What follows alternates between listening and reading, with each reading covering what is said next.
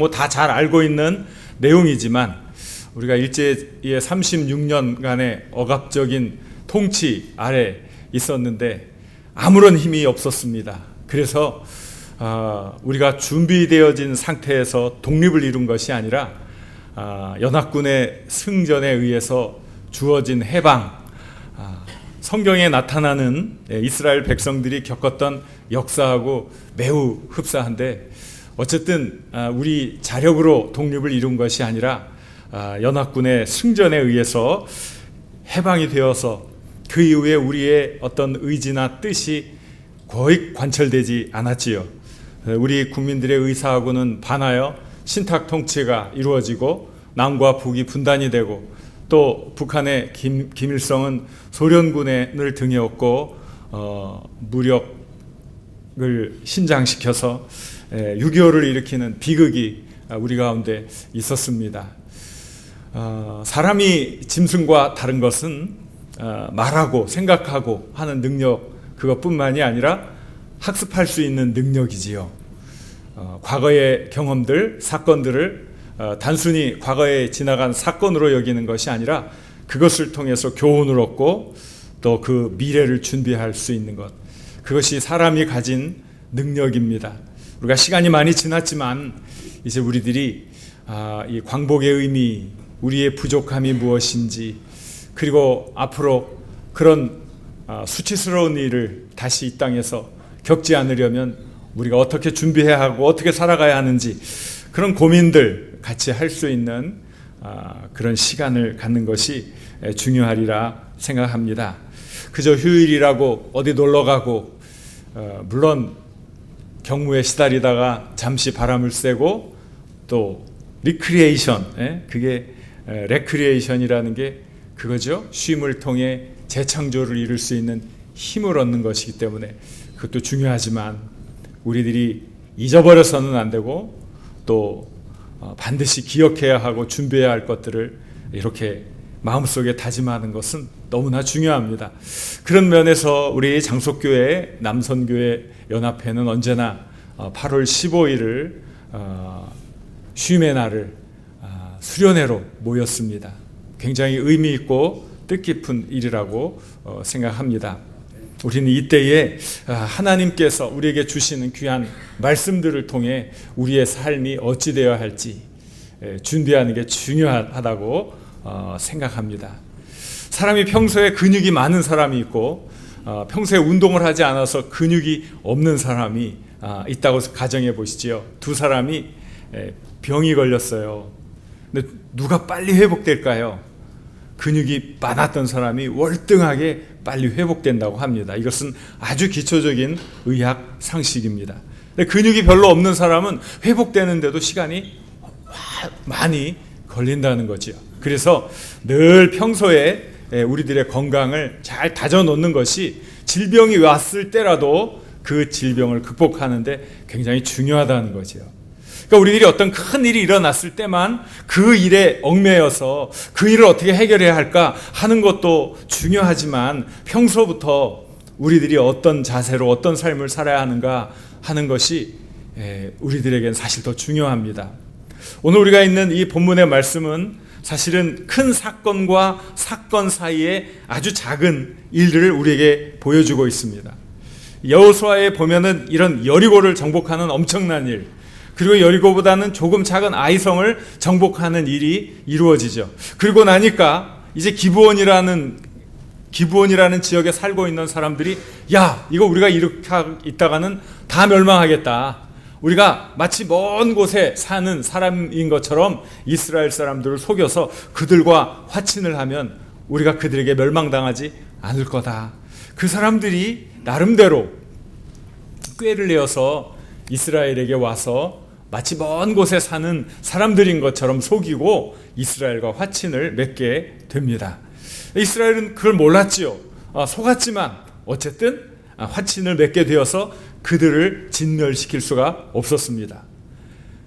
이러자 이 팔레스타인의 정치 지형이 막 요동한 거예요. 이미 그 교두보가 될 수 있는 여리고가 떨어졌죠. 그 다음에 이제 아이성이 떨어졌죠. 그 다음에 이제 중앙산지로 올라가는 이 기브온 지역이 이스라엘과 화친을 하므로 이제 이 중앙산지의 모든 부분들이 이스라엘의 영향권 안에 들어오게 된 거예요.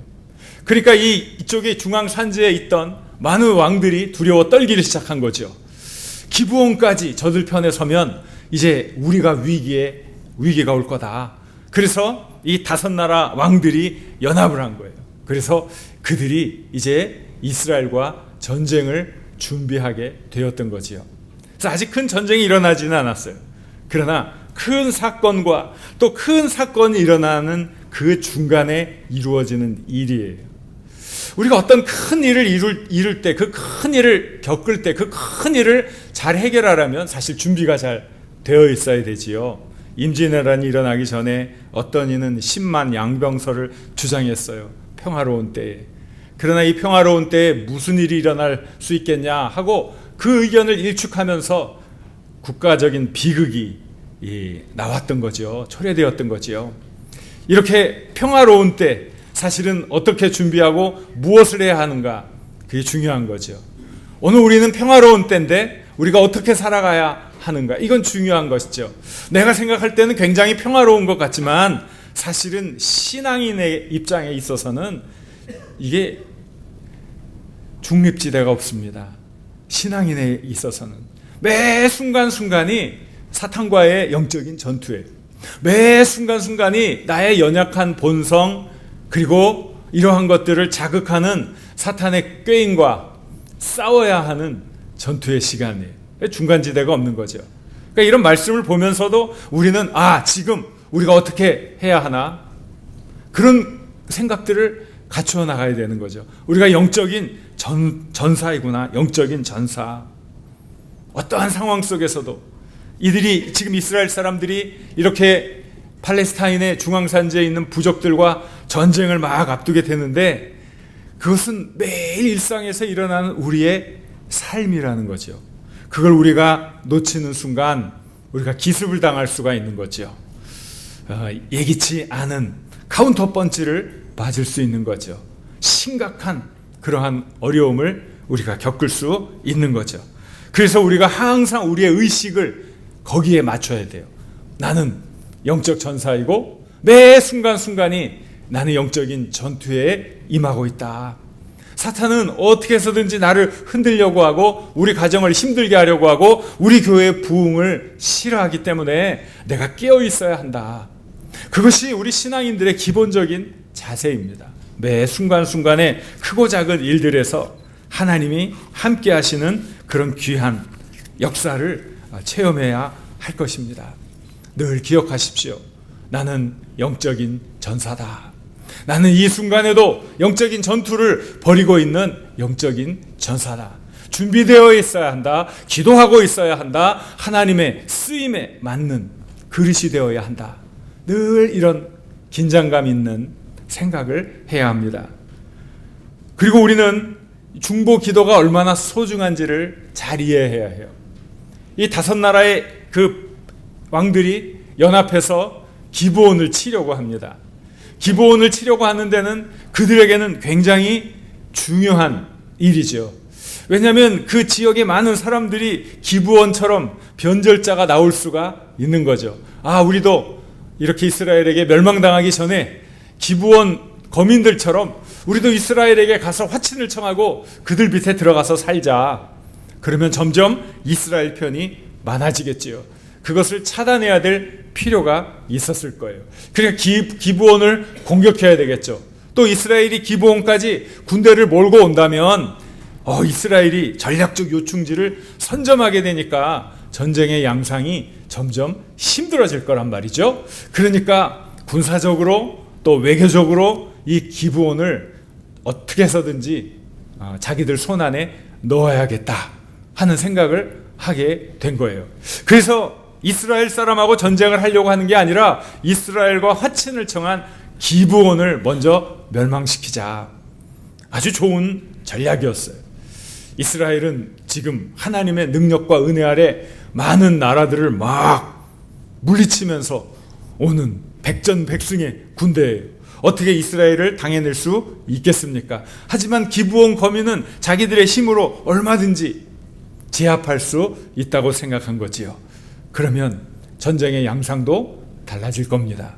그래서 기브온을 공격하기로 했던 거예요. 이 소식을 들은 기브온 사람들이 어떻게 했습니까? 바로 여호수아에게 알린 거예요. 당신의 종을 빨리 와서 도와주십시오. 우리를 구해주십시오. 산지에 거주하는 아모리 사람의 왕들이 다 모여서 우리를 치려고 합니다. 이렇게 요청을 했어요. 이 요청이 중요한 거예요. 저는 이것을 어떻게 보냐면 중보기도라고 봐요. 믿음의 사람들이 함께 고민을 나누고 그 고민을 위해 함께 기도하는 것, 바로 이 모습이 이것이 아닐까 하는 생각을 하게 됩니다. 우리 사람은요, 굉장히 사회적인 특징을 가지고 있습니다. 그래서 사람은 사람들과 모여 있을 때 걱정이 증폭되기도 하고 걱정이 해소되기도 하고 행복해지기도 하고 불행해지기도 하고, 그런데 어쨌든 사람이 혼자서 살 수는 없습니다. 그래서 믿음의 동역자들이 참 중요해요. 그리고 이 신앙이라는 것도 개인적으로는 성숙되어지지 않아요.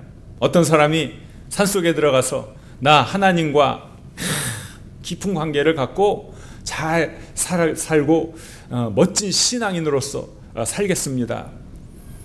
아니, 혼자 가서 사는데 갈등이 어디 있겠어요? 무슨 문제가 있겠어요? 하나님과 깊은 관계 잘 맺을 수 있겠죠. 아무도 그를 건드리는 사람도 없고 부딪힐 일도 없고 신경 쓸 일도 없는데 그 참된 신앙이라고 할 수 있습니까? 아니죠. 참된 신앙도 공동체 안에서 닦여지고 깎여지는 거예요. 그러면서 성숙해지는 거예요. 못 볼 꼴도 보면서 그것을 이겨내면서 신앙이 커지는 거죠. 다른 사람의 비난을 받아가면서 내 신앙이 더 견고해지는 것이죠. 이해할 수 없는 일을 겪으면서 또 하나님 앞에 더 다가서게 되는 거죠. 이렇게 저렇게 사람들은 함께함으로 신앙도 또 생각의 깊이도 깊어지는 거예요. 그러니까 우리가 믿음의 진, 강력한 진을 구축하는 게 너무 중요해요. 제가 이렇게 보니까 우리 남선교회가 해마다 이 수련회에 참가 인원이 늘고 있어요. 제가 해마다 설교를 했거든요. 개회예배 설교를요. 근데 해마다 인원이 늘고 있어요. 이건 무슨 이야기냐면요, 많은 분들이 마음의 부담을 갖고 있다는 거예요. 이게 오래간만에 맞은 휴일인데 또 필요한 일들도 내가 감당해야 하는데 하면서도 마음의 부담이 계속되고 임원들이 계속 우리 이 자리에 나와야 합니다 하고 강권하는 이러한 것들이 어우러져서 이렇게 해마다 점점 더 많은 남선교회 회원들이 모이고 있는 것 같아요. 우리 수고하시는 임원들께 감사드리고 또 바쁘고 또 시급히 해결해야 될 많은 일들을 가지고 있지만 그러함에도 이 자리에 나온 한 분 한 분 여러분들 참으로 존경합니다. 참으로 감사합니다. 이렇게 하나로 우리가 뭉쳤을 때 힘이 나오는 거죠. 이게 놀라운 은혜의 역사들이 나타나는 거죠. 우리 예수님이 많은 기적을 이루어준 것 가운데 어떤 경우에는 예수님이 스스로 참으로 긍휼의 마음 때문에 고쳐준 사례가 있고요. 그 사람들이 보인 믿음의 태도 때문에 기적을 일으켜주는 사례가 있습니다. 많이 달라져요. 예수님의 기적의 양태에도 달라지는데 한 번은 그 아픈 사람이 아니라 그 아픈 사람을 데려온 사람들의 그 마음, 그 사람들의 태도, 그 사람들의 긍휼, 그 사람들의 헌신에 감동이 되어서 그 사람의 병을 고쳐준 사례가 있어요. 그게 누구냐면 중풍병자거든요. 그 사람은 자기 몸을 스스로 가눌 수 없을 정도로 아주 야였어요. 힘들었어요. 고통스러웠어요. 그때 그의 친구 넷이 그를 메고 오는 거예요. 사람들이 너무 예수님 가운데 너무 많이 있어서 예수님이 계신 그 집에 들어갈 수가 없으니까 그 사람들이 얼마나 이 사람이 이 예수님을 만나서 고쳐야 된다, 회복되어야 된다 하는 너무나 강렬한 동기가 있었기 때문에 지붕 위로 올라가서 지붕을 뜯고 그 사람을 예수님 아래로 달아 내린 거예요. 예수님이 바로 그들의 믿음을 보신 거죠. 그 친구들의 정성을 보신 거죠. 그들의 헌신을 보신 거죠. 그렇기 때문에 그 중풍병자를 고쳐주신 거예요. 참 놀라운 일이죠. 이것이 교회가 가지고 있는 힘이고 하나님의 믿음의 공동체가 가지고 있는 능력, 기적의 비결이라고 저는 믿습니다. 우리는 예수 그리스도가 이 땅을 다시 오시는 그날까지 교회의 공동체로 모이게 되어 있어요. 한 사람 한 사람으로 남아있는 것이 아니라 보내심을 받은 자, 에클레시아, 이 교회로 모이게 되어 있다는 거예요. 그것은 우리들이 이렇게 강력한 진을 구축함으로 서로에게 큰 은혜를 주는 거죠. 내 도움, 나의 아픔을 토로해낼 때 그 아픔에 같이 공감하고 같이 눈물 흘려주고 같이 기도해줘. 그래서 염려해주고 기뻐해주는 거죠. 또 한 사람의 기쁨이 우리 모두에게 큰 기쁨이 되어서 서로 축하해주는 이 아름다운 공동체, 그것이 정말 놀라운 일이지요. 이 기브온 사람들은 위급한 상황 가운데서 열심히 알렸어요. 강력한 믿음의 진, 강력한 진을 구축했던 겁니다. 그래서 우리들도 이렇게 귀한 일들을 잘 감당해 가야 돼요. 그리고 우리는 모든 사람들이 자기 인생에 대해서 책임을 져야 하듯 자기 삶에 대해서 그리고 자기에게 맡겨진 일에 대해서 책임지는 신앙인이 되어야 합니다. 사실 이 기브온이 이런 긴급한 구조 요청을 여호수아에게 했을 때 여호수아가 여러 가지 형세를 살펴보면서 약속을 안 지킬 수도 있습니다. 왜 그러냐면 우리가 어떤 계약을 맺었는데 불리하게 되면 종종 원천적으로 그 계약이 잘못되었다 하는 이야기를 할 수가 있지요. 왜 그러냐면 이 계약 조건에 정직하게 자기 것을 다 내려놓고 밝히고 계약을 맺어야 되는데 숨기고 계약을 한 거예요. 그렇잖아요. 원래 이 기브온은 그 지역에 살고 있는 사람들이면 이스라엘 사람들은 그 지역은 모두 정복해야 될 곳이에요. 그러니까 기브온과는 화친을 맺을 수가 없는 거예요. 그걸 잘 알고 있었던 기브온 거민들은 어떻게 이스라엘을 속였습니까? 우리는 먼 곳에서 온 사람들입니다. 그래서 그들은 일부러 다 버릴 만한 옷을 찾아서 입었고요. 떡 같은 것도 다 곰팡이가 쓴 오래된 떡을 챙겨가지고 연극을 한 거예요. 우리가 먼 곳에서 온 것입니다. 그때는 새롭게 양복을 딱 빼입고 왔었는데 너무 오랫동안 와 보니까 이게 이렇게 넝마처럼 변했어요. 자, 이 떡을 보시지요. 이게 우리가 올 때는 따끈따끈한 햇살로 떡을 만들어가지고 온 아주 맛있는 떡인데 이 시간이 많이 지나서 이렇게 곰팡이가 쓸고 먹을 수 없게 되었지요. 속였단 말이에요. 그리고 계약을 맺었단 말이에요. 그러니까 여호수아의 입장에서는 얼마든지 당신들의 계약은 이건 속여서 만든 거니까 원천 무효입니다 하고 이야기할 수 있었던 거예요. 그런데 여호수아가 이것을 어떻게 생각했을까요? 이러한 것까지도 하나님이 우리를 위해서 행하신 일이라고 받아들인 거죠. 자신의 잘못을 책했던 거죠. 하나님께 더 기도하고 하나님께 더 묻고 여쭙고 그리고 이 일을 했어야 하는데 그냥 인간적인 판단으로 덜컹 이 계약을 맺어버렸으니 이거 어떻게 합니까? 하지만 그 계약에 대해서는 책임을 지기로 했던 거예요. 이게 참 귀한 일이죠. 책임지는 사람, 우리의 모든 삶 속에서 그런 많은 것들이 이루어져야 하는 것 아닙니까? 많은 사람들이 그 몇 년 전에 그 국제시장 그 영화를 보고 감동을 많이 받았죠. 저는 그 영화가 나왔을 때 처음에 보지 못했어요. 그랬는데 우리 원로 장로님 잘 생각이 안 나는데 원로 장로님께서 그 영화를 봤냐고 그랬는데 되게 미안하더라고요. 그걸 제가 봤어요 하고 빨리 공감을 해줬어야 되는데 공감을 못 해줘가지고 그래서 제가 이제 그 다음에 이제 금방 시간을 내서 가서 보게 되었지요. 거기 나오는 주인공이 그 흥남인가요? 흥남에 이제 이렇게 피난하는 그것에서부터 이제 나오는데 거기에 얽힌 이야기도 많죠. 참 대단한 일이에요. 그 미국 사람, 그 군함이 미국의 전쟁 물자를 운반하는 군함이지 사람을 태우는 게 아니에요. 엄청나게 많은 이 군사 장비, 이 무기들, 그걸 다 내려놓고 사람을 태운 거예요. 어떻게 그런 생각을 할 수 있겠어요? 정말 대단하고 귀한 일이죠. 사람을 살리기 위해 그 무기들 다 내려놓고 사람 다 태우고 그 무기를 폭파하고 떠나온 거 아닙니까? 참 감동적인 이야기죠. 그 무엇보다도 생명을 소중히 여기는 그런 정말 위대한 일이었어요.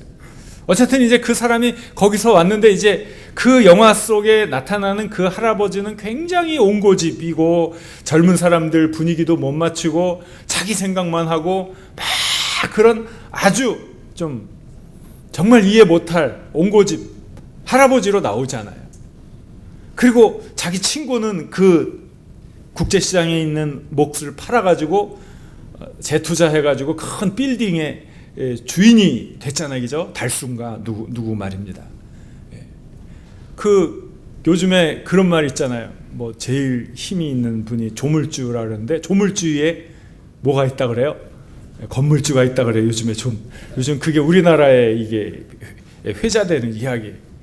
그랬는데 이 사람은 계속 그 얼마 되지 않는 그 꽃분이네 가게를 처분하지 않잖아요. 굉장히 온고집스럽고 고집스럽고 그런. 근데 그 영화의 맨 마지막에 보면 그 맥락이 풀리는 거예요. 왜 이 사람이 그렇게 살아올 수밖에 없었나? 아버지가 그 잃어버린 그 여동생을 찾기 위해서 나가면서 그 아들에게 자기의 외투를 벗어주면서 네가 이제 우리 집안의 가장이다. 우리 가족들을 부탁하잖아요, 아버지가. 그리고 아버지는 이제 행방불명이 되지요.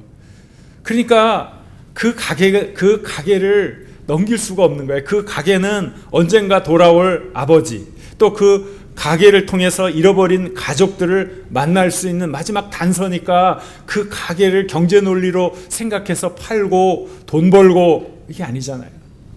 그러니까 그 어떤 그 아버지가 그에게 준 약속, 그 약속을 끝까지 지키기 위해서 그는 고집스러운 삶을 살았는데 제가 그게 너무 감동적인 거예요. 야, 이게 책임이라는 거구나. 책임.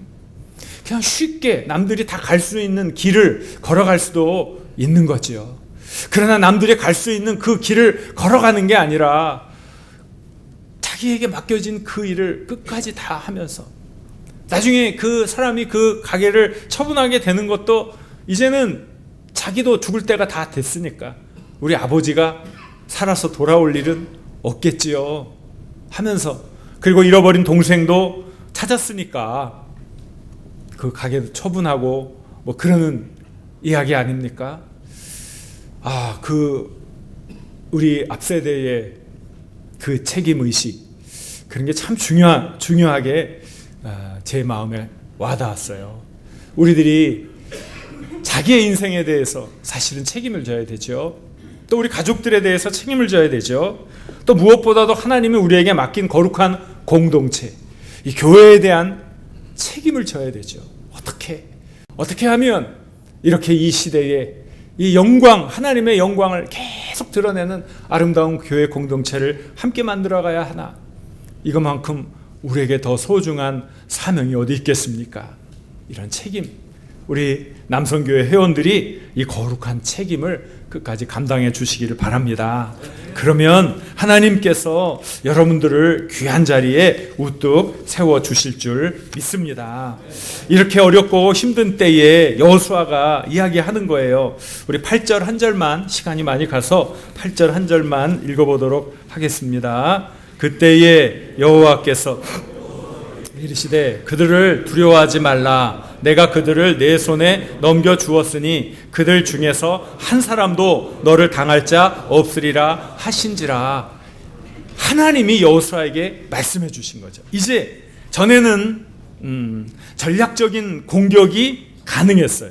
그러니까 왜냐하면은 우리가 가지고 있는 힘과 수비하는 자들의 힘을 우리들이 평가해가지고 공격할 수 있었어요. 그때는 여리고성 하나의 공격 포인트예요. 그 다음은 아이성. 그러니까 인간적인 것으로도 충분히 해낼 수 있다 하는 자신감도 가질 수가 있었어요. 물론 다 하나님이 그 기적을, 승리의 기적을 누리게 해주셨지만, 그런데 이제는 5개 왕국이 연합을 해가지고 연합군을 형성해가지고 이제 전쟁을 벌이게 된 거죠. 전쟁의 상황이 완전히 달라진 거죠. 두려움이 엄습하는 것은 인간에게는 너무나 당연한 일이었을 거예요. 그때 하나님이 주신 말씀이에요. 그들을 두려워하지 말라. 내가 그들을 내 손에 넘겨주었다. 이게 하나님의 말씀이죠. 언제나 하나님의 말씀을 붙들고 있는 자가 역사의 주역이 되는 줄 믿습니다. 어떠한 상황 속에서도 하나님의 말씀은 우리에게 생명을 주고 소망을 줍니다. 하나님의 말씀을 들은 자는 미래를 보게 되고요, 확신을 갖게 됩니다. 그리고 하나님의 말씀을 통해 새로운 능력을 체험하게 됩니다.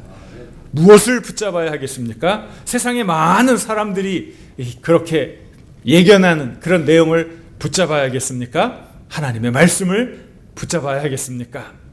모든 것들은 인간적인 관점에서 보면 너무나 불리해, 너무나 우리 쪽은 가진 것이 없어요. 하지만 하나님이 우리와 함께 해주신다고 하고 하나님이 우리에게 승리를 주시겠다고 약속해 주셨습니다. 그게 믿음의 시각이 열리는 순간 아니겠습니까?